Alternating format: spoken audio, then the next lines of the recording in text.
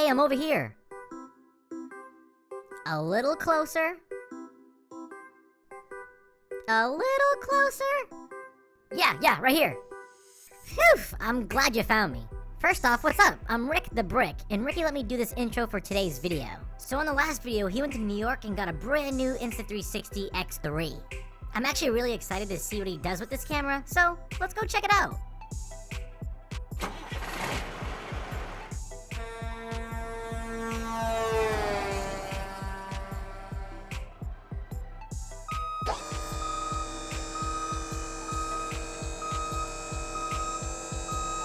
Okay, so now that I brought it here, can you help me with one thing? Can you help me open it? Yeah, I got you, dude. Alright, so I really want to emphasize that this is a first look and first impressions using the Insta360 X3. Once I give it some time to break in and some really detailed thoughts, then I'll make a review. So let's go see what's inside the box.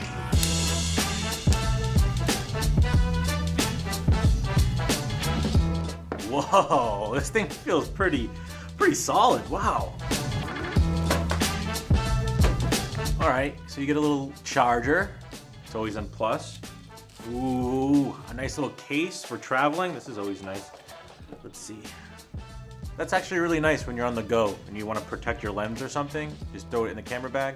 It's a nice little feature they added. Got some manuals. A microfiber cloth for the lens. That's really good. And some stickers.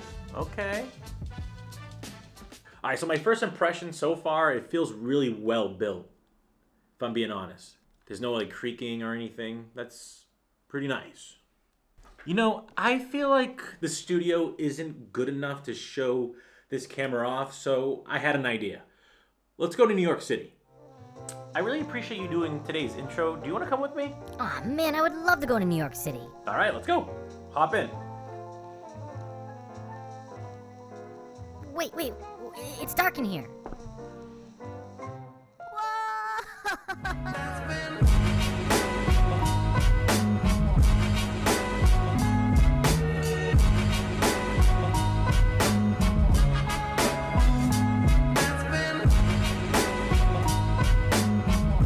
Whew, it's cold out today.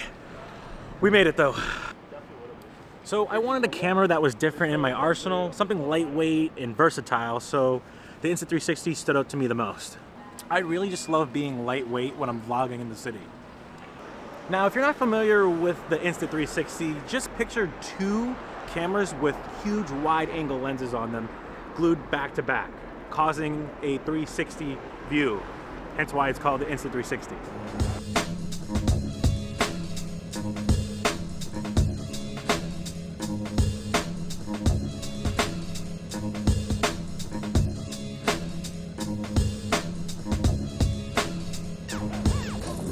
Can I just say something? Daily saving sucks.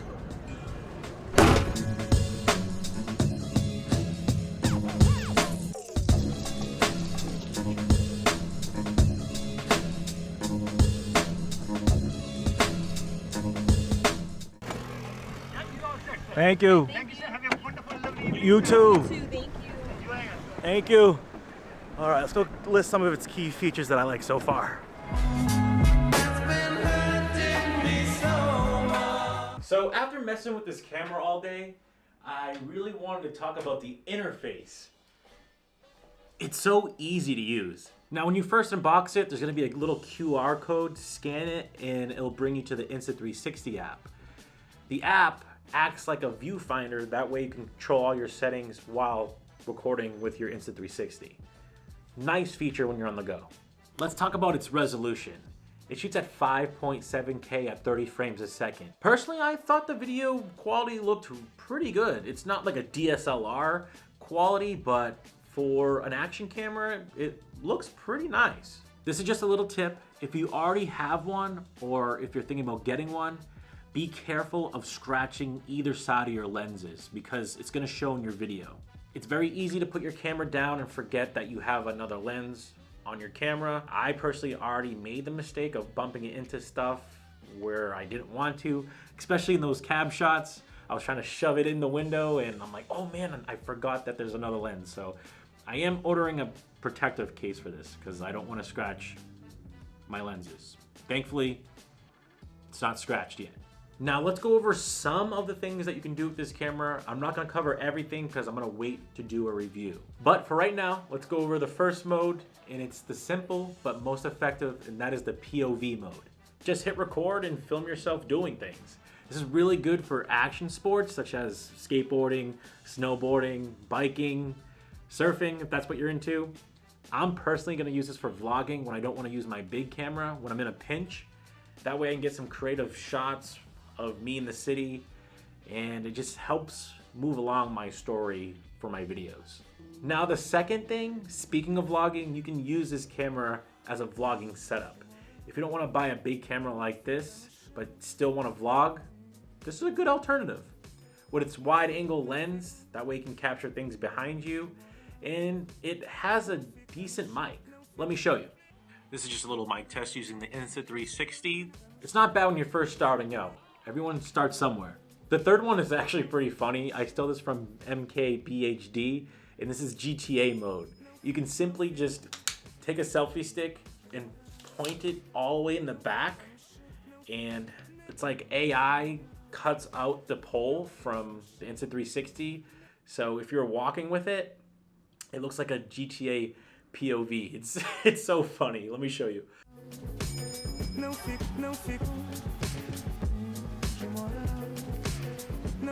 It really resembles like a drone shot, or if someone was following you with a crane.